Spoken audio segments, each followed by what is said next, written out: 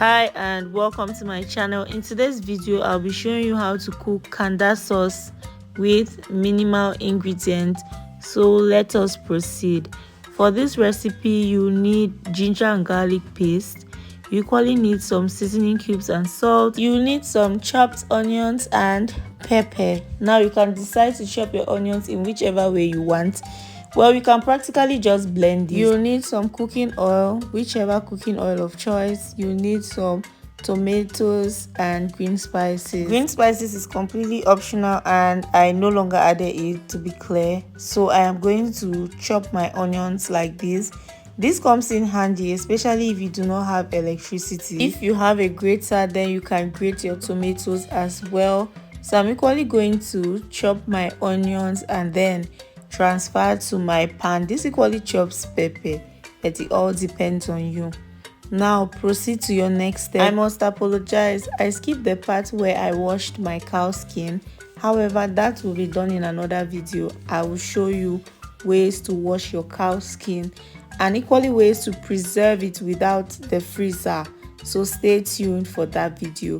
Please do not forget to subscribe, turn on your post notification bell so you'll be updated every time I upload a video. To boil your cow skin, you're going to wash it properly, add in a pot and season with some salt and Maggi cube. Once it is ready, then you're going to proceed to cook it. Now into an empty pot, you're going to add some cooking oil and then you're going to saute your onions and tomatoes and you're going to cook it. Now I'll equally add some ginger and garlic paste and give this a good mix. I'll cook this until the water gets dry and my tomatoes no longer taste sour. That's if they are sour tomatoes in the first place. However, if they are not, then proceed to cook until the water in your tomatoes gets dry and your tomatoes are properly cooked.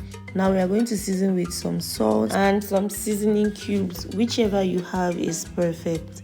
I'm equally just going to give this a good mix. Now there's something I'll let you know, which is the fact that if your cow skin is very clean, please do not throw away all of it. You're going to use some of your stock to cook your sauce. It is perfectly okay, provided your cow skin is extremely clean. Hence the reason why a video will come up on how to wash your cow skin properly. I equally have a video on how to burn tail cow skin at home. So this will save you extra cost and will save you the stress of buying ones which still have hair on it. After adding your cow skin, you're going to give this a good mix. Like I earlier mentioned, if you have your cow skin stock, add it.